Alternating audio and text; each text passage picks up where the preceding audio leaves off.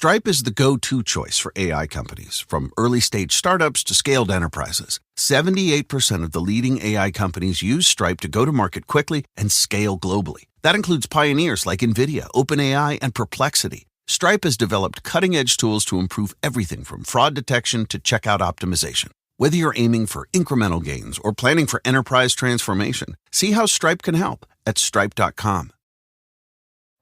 At Amica Insurance, we know it's not just what's inside your home that matters. It's who you share it with. That's why we work even harder to protect it.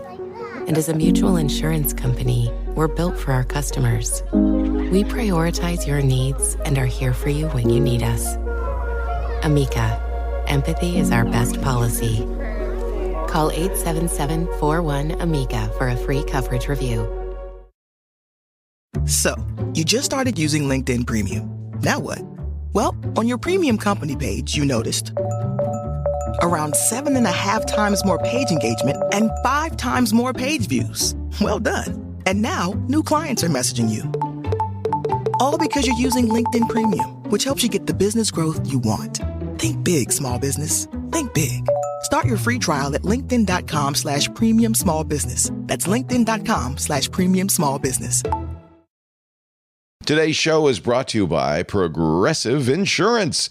You chose to hit play in this podcast today. Smart choice. Make another smart choice with Auto Quote Explorer to compare rates from multiple car insurance companies all at once. Try it at progressive.com. Progressive Casualty Insurance Company and affiliates. Not available in all states or situations. Prices vary based on how you buy. Did you know that Game Pass or Pass is brought to you for free because of Spotify for podcasters? It's a totally free platform, and you can make a podcast today for free. Spotify for podcasters lets you record and edit podcasts right from your phone or computer. So no matter what your setup is like, you can start creating today. Then you can distribute your podcast to Spotify and everywhere else that podcasts are heard. And if you're thinking about taking your podcast to the next level with a video podcast, Spotify can help you too. With Spotify for podcasters, you can also earn money in a variety of ways that includes ads and podcast subscriptions. So what are you waiting for? Download the Spotify for Podcasters app or go to spotify.com/podcast to get started right now.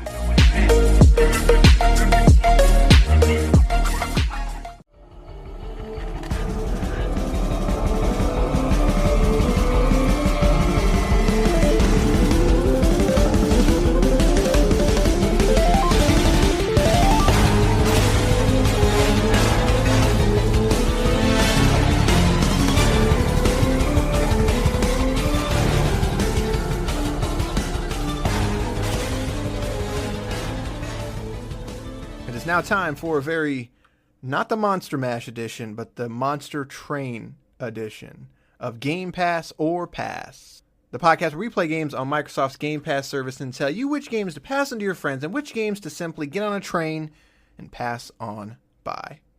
I am Corey, and I'm joined by the man who he's like Snowpiercer over here on this train, Basher. A regular Captain America, if you will.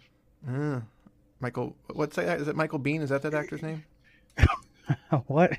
The guy that's on Snowpiercer, the show. Is that his name? On the show. I'm sorry. I'm thinking you're talking about the movie. I'm like, we know that's Chris Evans, right? No, yes, that's Chris Evans. Yes, I was pivoting to the show. It's popular. You're thinking Christopher Biehn. Christopher Biehn. That's what did I say? Michael Biehn. I don't know. I made both of those things up. He always dies. Isn't that the joke? Oh, that guy. Yeah, Boromir. Shoot. Yeah, the Game of Thrones guy. For a little while. Spoiler alert, I guess. Okay, if this spoiler is for Game of Thrones, guys, I mean... Sorry. I don't really like Game of Thrones. That is not what we're here to talk about. We are here to talk about the game on Game Pass, Monster Train. This is developed by Shiny Shoe. I was going to say Shiny Shoe Games, but that is not what it's called, just Shiny Shoe. They have developed other games such as Death's Door, and they've also worked on a lot of ports for some older games like Full Throttle and Banner Saga 3. Regularly priced at $24.99 is a card battler roguelike, available on PC and Xbox. There is no cross-play, but there is cloud saves. I've actually been using that. I've been playing on my Xbox as well as my Surface, going back and forth between them. Works pretty flawlessly, even when your run is in the middle of a train run. It all works. It's pretty sweet. It does have One X and Xbox Series X support, but this is not a game that is going to be pushing those pixels, so I'm going to guess it probably runs at 60 frames and 4K on the One X as well as Series X and 1440p on the Series S, but that is a guess. I cannot say that with certainty. Card Battler Roguelike Monster Train. Let's talk about it. It's a run, so any run game is the best game, apparently. I mean, I feel like that's just the thing going into 2021. Is just if it's a run-based game, I'm all for it. Yeah, I don't it's know hard to. I can't stop playing run games. I don't know what it is. What's happening? And I don't know. And it really is really stupid on my part because the game is designed so that you can just walk away from it at any point. It will pick up right where you left off at the beginning of a certain train. I've been doing that a lot. Yeah, I've been doing that a lot. I actually haven't. Like once I start a run, I'm like I'm going all the way to the end. Like we're not stopping this train for no reason at all. But it's hard to explain this type of game. You just listed the genre, and it's a mashup of 3 or 4 different genres. And because of that, it's a deck builder. It's a card-based game. Your units and your spells are all card-based, and when you play them, they appear on 3 levels of this train, and that's all wrapped around the idea of getting from. I believe you're trying to drive your train out of hell, right, or deeper into hell. I think it's deeper. I'm not entirely sure. There is a story to this game, but I mean, it is not at all at the forefront in any capacity. But I believe the idea is to go deeper, because at the end of the run, it seems that you accomplish your goal, and it seems that you go deeper. So, right. So once, and that's essentially the game, because once you get these randomized cards, you get your randomized deck. And then along the way, you can upgrade your deck. You can upgrade your spells. You can upgrade your monster cards. You can get different tokens and trinkets that add different sorts of effects to the overall gameplay experience. Like anytime an enemy monster walks to your train, it becomes dazed for 2 turns, or it becomes poisoned for a turn or 2. Like, and you get all these kind of buffs and debuffs, and it creates a very strategic, thoughtful gameplay in a very simple package. And I think that's a true accomplishment. Yeah, I mean, there is depth to it as well. I mean, so the part that sort of, I don't want to say confuses me, but sort of like gets me, the part that I like and don't like is, so you basically kind of pick your main, and then you pick like a subclass. So like the one you start out with is a sort of fighter class, I guess you could say. It seems to be evolved around fire, so it's very offensive based. You have a champion, so it's kind of a mixture of every card battle, or it's like Magic games. You have a commander deck, and that's basically what these decks are. You've got a commander, and then that commander gets stronger throughout the game, depending on how you play your game, or depending on what upgrade path you take. So you pick a main, you pick a subclass, which gives you a second tier of cards, or type of cards. Like one's very magic based, and one's more spell based. I guess it was the same thing. One's more defensive based or healing based, and that's kind of where the depth lies, in that each class has its own upgrade path in terms of experience trees. And so you can actually I don't know. Can you do that? Can you rock just one class, or do you always have to pick a second class that's different? You always have to pick a second class that's different, making for a number of possibilities and combinations. Yeah, okay, and that's what I thought, because I've never actually tried to just do one class the same.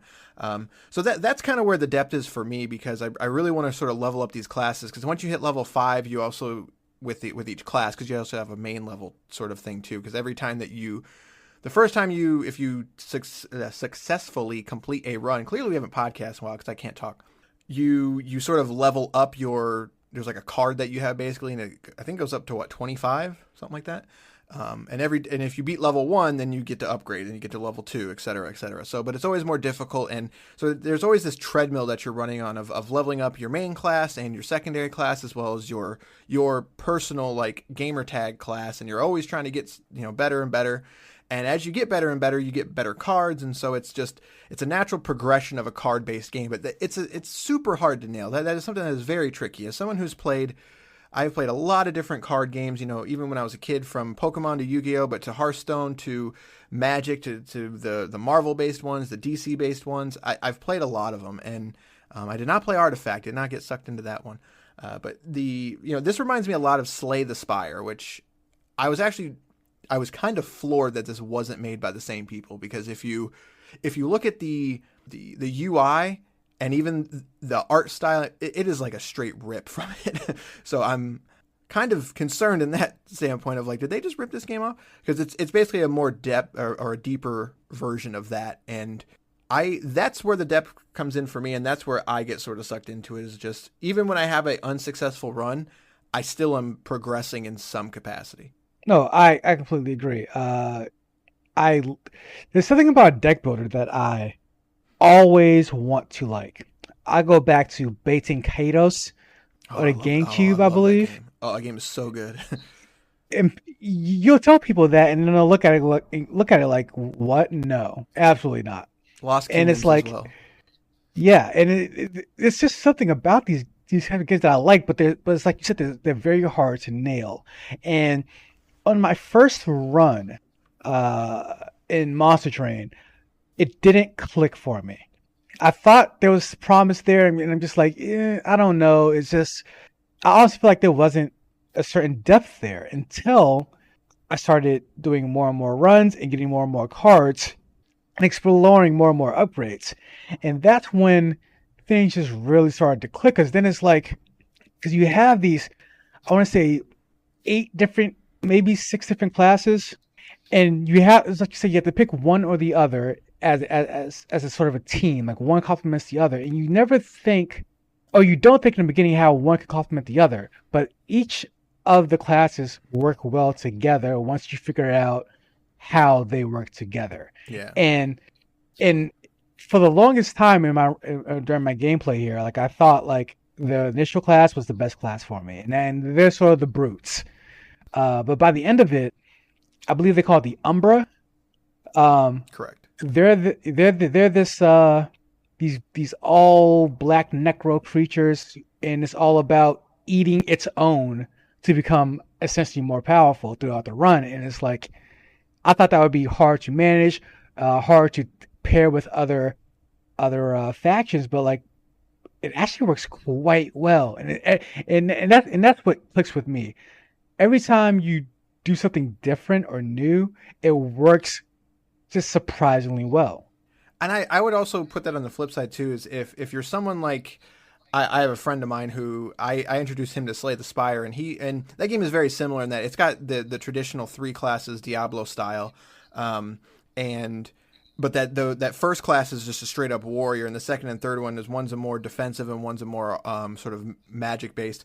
He just blew through that game with the warrior type, and was like, yep, I'm done. Like, he's like, I really like this game, I'm just going to keep playing with this class. You could do that in this as well. You can find those first 2 classes and just keep leveling, and finding out more combinations to help. But I'm with you in that I'm very much the same way. It's when I'm always a little hesitant to try a new combination, because I get used to one combination that I really like. Like, for instance, right now I'm using sort of the fire class, which is your more warrior, and I don't remember the name of it's the 3rd class that you unlock. It's more of the magic based one. The purple people. Yeah, that one. And that one, like, I'm still not quite sure what I'm doing. Like I'm getting through runs, like I'm not finishing them. Like I'm getting usually to like the second boss, and I'm sort of just not. I'm not doing something right, but I know the combination is there. Like I know there's something that I'm missing personally that I need to do better at to really make this combination come alive. And that's so hard to nail. And I feel like all the classes that I played so far, they've done it. And from what I've read online and stuff like that too, it seems to be, there's always a combination that works, and it sometimes works in ways you can't think of. And I think the best example is whenever there's something about this game and again Slay the Spire that really come to mind is I never understood the whole like removing card thing, because every once in a while you come across a I guess we should also preface, so each level, like before each battle, you sort of pick a path, either left or right, and each one has bonuses to you. Sometimes it's your base gets 20 more health and then you can visit a shop, or sometimes it's remove 2 cards, or it's go to this cave and you might find something, or unlock an artifact, which is basically like a modifier kind of thing. And I would always not pick the one where you could remove cards, and then eventually, in Slay the Spire, it taught me it's like you really need to start removing those base cards because they just get in the way.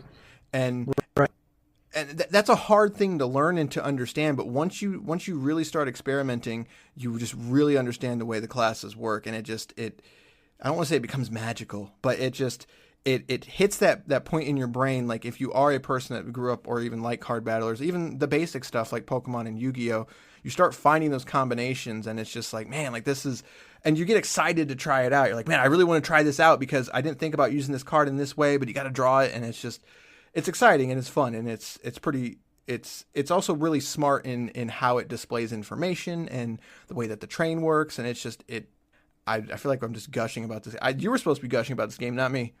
No, I mean, I'm just to you gush because I agree with all of that. Even down to the that I wish I knew their names, but the purple faction that's all I guess spell based. Yeah, magic. I would say magic. That's not the right word. Yeah, but I would say offensive spells. Yeah. Right, and like I remember when I first unlocked them, and I tried doing some stuff, and tried doing a run with them as my primary clan, and my very first thought was, this clan sucks. I'm over this clan. But then like as you do more runs, it starts to make way more sense. Like by the end of a couple of runs, I'm beasting with that clan, and that's the reason I really love this game, because there's always a way to where once you figure out the magic of the combination, by the end of it, you are just a absolute beast. Yeah. And I love that feeling you get that video games give you, where there's a journey where you don't know what you're doing, or you start very small, you start from humble beginnings, and then by the end of it, the game lets you just be a monster. And that class and any other class, a combination of classes, surprisingly do that very well, where once you get down the how the two operate together, you can really just let loose. For sure. And it's, I guess if I don't want to say if, because that's not the right word. Where I run into an issue with these games is the artifact system, in that some of those artifacts are just like they are game changing. The one that gives you a 50% chance of not stunning. Is it stunning? Where basically they don't attack you that round, because the way the enemies work. Yeah, the way the enemies work is that there's 3 different levels to this train. They come in on the first level, and if you don't stop them on that first level, they get to the second level, third level, etc. And then on the fourth level is basically the heart of your whatever. And so your goal is to stop them on each level. But there's an artifact where basically they come in and then they don't get to attack once, which basically means you get free hits on them. And it's a 50 shot. And that thing that can make or break an entire run. And while I'm not mad at it, it just seems that sometimes the run is a little bit based too much on luck for me, in that I got the good artifact, so therefore I don't have to play as well. Or even if it's not even I don't have to play as well, it's that I'm just not getting good cards, because every time you play the game, you're some of your cards stay the same, like your base cards stay the same, but the cards you're getting along the way can be different, and you also get a random 3 cards every time you start. So I understand that the point is it's a roguelike and it's random, but I just feel like sometimes those artifacts are just too strong, and maybe it's supposed to be that way. So that way, eventually you will have a good run, because the game, I don't want to say it beats itself, but it just gives you more of a chance. But sometimes those can spoil it for me. But that is a very small criticism for a game that I don't have a lot else bad to say. I would piggyback off that with saying that I do think I blame and I could be completely wrong, and it could be my skills, but I do feel like I blamed more than a few failed attempts on the trinkets that they offered to me. But at the same time, it's it's a give and take, because if you get the good trinkets, you're not like I'm not complaining like that I got them, so like there are definitely points in this game where you beat up on the AI and it feels completely unfair, because like to your point about that particular modifier, they enter in and they're dazed. It's 50-50 chance they're dazed. Then there are cards that that straight do a certain day's damage, day's amount. And then there are other cards that will push you up or down levels in the train and cause days. And there were runs where I applied maybe 5-6 friggin' turns of days. Right, and they're just standing there basically. Yeah, and it becomes just a fun stupid game in that sense, where it's like, all right, this has gotten nuts, it's gotten out of control, and I'm still on board. One of the biggest concerns for me initially was feeling that the game didn't have enough depth. So like, I'm not going to compare it to the best game of all time, Hades, but after leveling up a certain amount of clans, after doing a certain amount of runs, depending on the type of player you are, you could bounce off this a lot earlier than someone else, because whereas you have games like Children of Morta that have this kind of underbelly of a story that's kind of dragging you along the way, this is purely run. This is purely point A to point B, repeat, point A to point A, repeat. And then it's like you said, you get new cards, you get new abilities unlocked, and so on and so forth. So if you're not looking forward to those new cards, and you're kind of satisfied by the challenge you just got, you may just figure like, all right, we're done here. Yeah, I could see that happening a lot. It really is the run based thing that I think could upset. I don't say upset, but I have definitely felt to where there are runs where I basically just wipe the floor with the AI, and it's fine. But then there's the ones that when I'm really struggling and I come out on top kind of thing. It's like, I didn't get the best cards, I didn't get the best artifacts, but I made it work. I was smart and strategic. And then I have to sort of start all over. It's like, man, like I really wish I could just keep going with this deck, like just a little bit longer, because it's not the best deck, but I've made it work for me, and I don't get to keep playing with it. And I don't want to say it's like disheartening, because it's not disheartening. It just sort of, sometimes it takes the wind out of my sail. I'm just kind of like, you know what, I'm kind of done with this game for right now. I'm not mad at it. I'm just sort of like, okay, like I've got my fill of it for the day, and then I'll put it down for a couple days or even a day, and then I'll come back to it, and it all just comes back to you, to where it's like, okay, like I remember why I like this game. It's still fun, but I feel like some people could play that or experience that and just kind of be like, you know what, I don't really want a game that I have to keep playing it over and over, and I don't know if that's better. I don't know if the card-based nature of it is better or worse, because I've been playing a lot of run-based games, including Hades, Undermine, as well as Monster Train, and I don't know, for some odd reason in the card-based genre, I guess, it seems to hit harder for me, whereas something like Undermine and Hades, even though I have to start over, maybe because I'm more involved with the gameplay in terms of the moment-to-moment, whereas the cards are sort of randomized, it hits a little harder in that sense. So Moonlighter, that's the other one I've been playing. So yeah, I'm playing 4 run-based games. But yeah, so I don't know. There's something about the card thing and the run thing that I think could turn off people. But I don't think that's a criticism. I think that's just a asterisk or a warning to some players.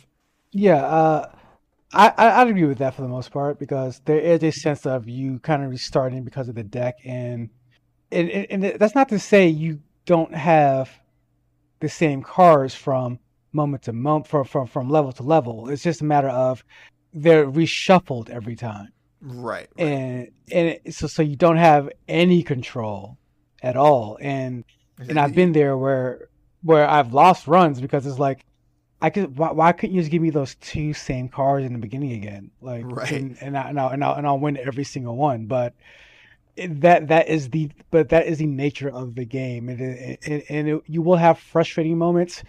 You will have moments of like, oh, this is way too easy, and then you'll have the best moments that I feel like, or where you're losing and you bring it back because you get that one Yu-Gi-Oh moment card. Right. And I wanna preface or emphasize too that I think the magic glue that holds everything together is the UI, along with very smart decisions of before every battle there's kind of a modifier you can click that'll make it more difficult for you.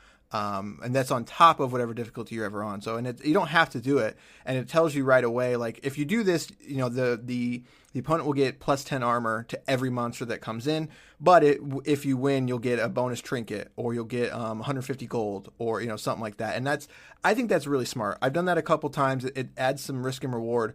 But the other thing for me is that there's a speed button, and that it's very easy to access. And so if there's a moment to where, if there's a full train and you're playing on normal speed, it could be a minute or two before everyone's sort of done doing their thing, especially in those later fights, as there's different effects, different et cetera going on. And it's got like 5 different speeds, I think. And by the time you hit the last one, it's just like things are just flying across the screen. And it's basically just auto.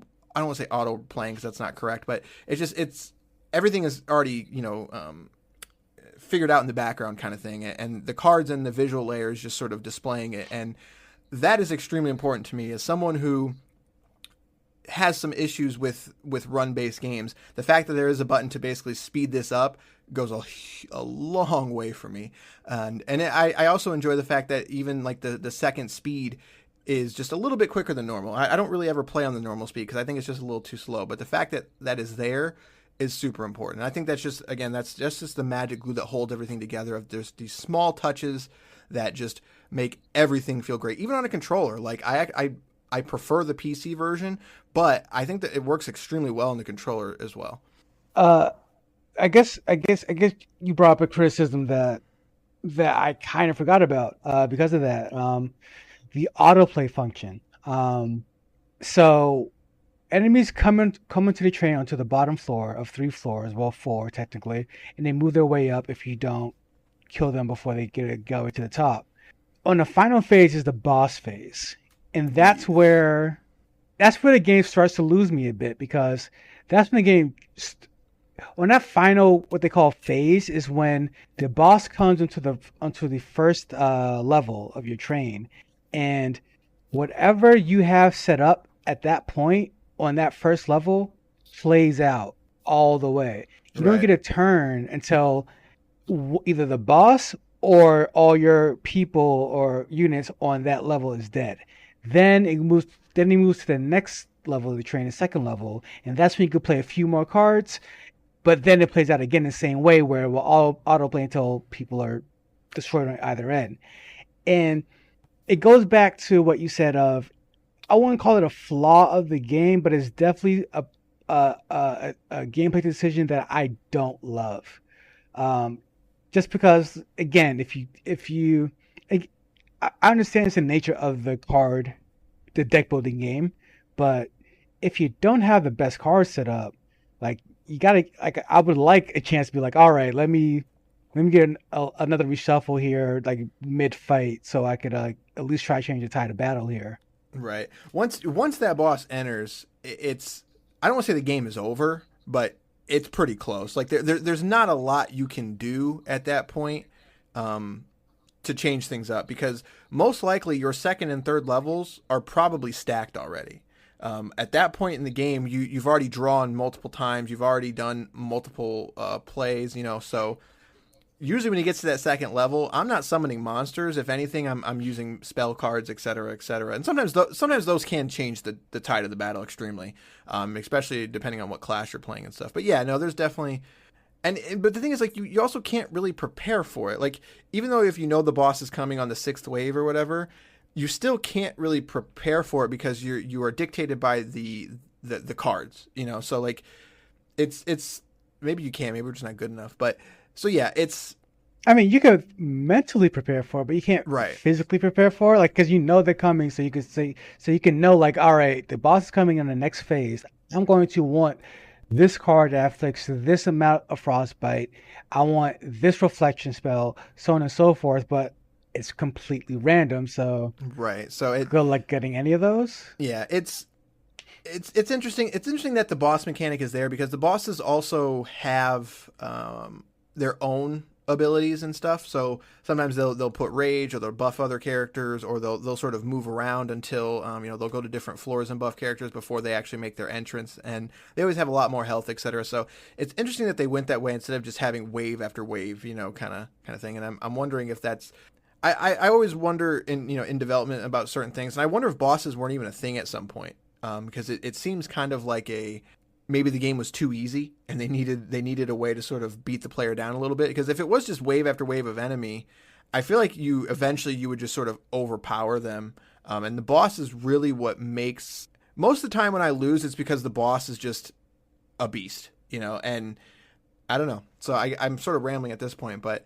I'm not sure if I love the bosses or not. I think in the context here it works, but the problem is I don't have anything to compare it to. I don't have a run to where they don't have bosses, but it's an interesting mechanic, and I don't think it's a flaw, but I think it can.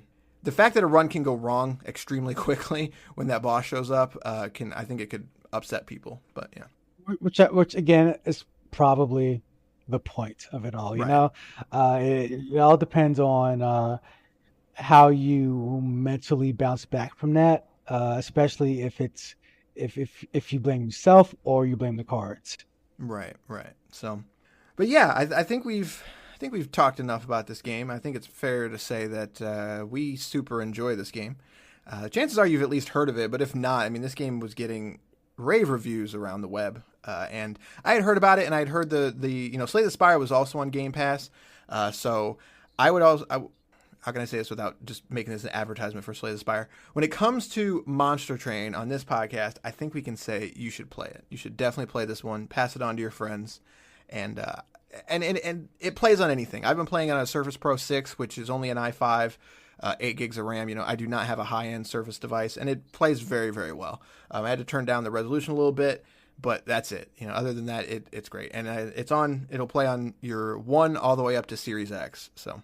Yeah, I completely agree. I absolutely adore this game. Must play.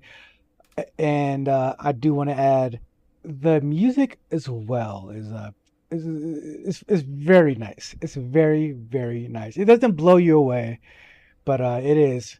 All the tunes in this is almost perfect for the bosses, perfect for the environment. All the sound effects are hit. There's a satisfying clang and thump to every action, even though you're not physically moving these characters. So like everything from the aesthetic to the gameplay to the music, like it's a must experience for me. Yeah, and I say all that because what I want to say is that if you're kind of curious about this game, I hesitate to say that Slay the Spire is a less involved version, but it's a more traditional. There's not multiple layers. It's really just one character, one set of cards, and you're kind of moving forward. I think that's a great place to start because it's a little bit easier to get into, and I think it's a little bit more upfront with you not having to sort of manage the 3 different levels of Monster Train. So I don't want to, it's not the point of this podcast, but I want to throw that out there that both of these games, Slay the Spire and Monster Train, are both fantastic games. You should check them out. So. But all right, I think that's going to do it for this episode. It is the first episode of the year. Welcome to the new listeners. I do see the numbers. We do have new people out there listening, so welcome to you. As always, you can send us an email. You can send us an email about anything that you want. I shouldn't say anything. Now I'm going to get some weird emails. gpopfans@gmail.com. Let us know games that you like on Game Pass, whether you like us, don't like us, what we're doing right, what we're doing wrong. You can also shoot us a voicemail on Anchor, or you can call our Google Voice number at 574-651-9256. Again, that's 574-651-9256. Shoot us an email, voicemail, whatever you want. In terms of schedule of what's going to be coming up, next episode, we're going to be playing a game called Xenocrisis, and that's not really... I think that was one that I sort of just landed on over the break. I was sort of just picking games, and I picked that one up, and we're going to end up doing an episode on it. And you picked Monster Train, so that's why we're doing that. We did do a spin, and we got the Full Throttle remaster. So we're going to be playing that for our random game. But there's also going to be 2 games coming out this month that are day 1 games that I think it's fair to say that I'm looking forward to one. That would be Cyber Shadow, which is coming from Yacht Club Games. Now, it's not their next game, but they are publishing that game. But I am a huge Shovel Knight fan, so I'll be looking at Cyber Shadow quite closely. And the other one is The Medium. The Medium was supposed to be sort of one of the big launch games for the Series X and S. It is a Series X and S only game. It's on PC as well, but that is one of the first games that is not coming to the 1 or the 1X/PS4 generation. So it was getting a lot of hype for those reasons, but it did get pushed due to COVID. So that is coming out on January 27th. So those next 4 games are going to be the ones that we're going to be talking about and playing. So we've got the next month sort of figured out. And I'm thinking after that, we'll probably spin the wheel unless something comes out in February that we just have to play, or that's announced day 1. So there's a rumor that there's a certain game coming out in February that we know is already good, but we'll probably cheat and do an episode on it anyway. But all right, I just said a lot. Do you have anything you want to say? Not at all. I'm done here. Oh, he's done here. All right, that's going to do this episode of Game Pass or Pass. We will see you next time with Xenocrisis. Good day, sirs.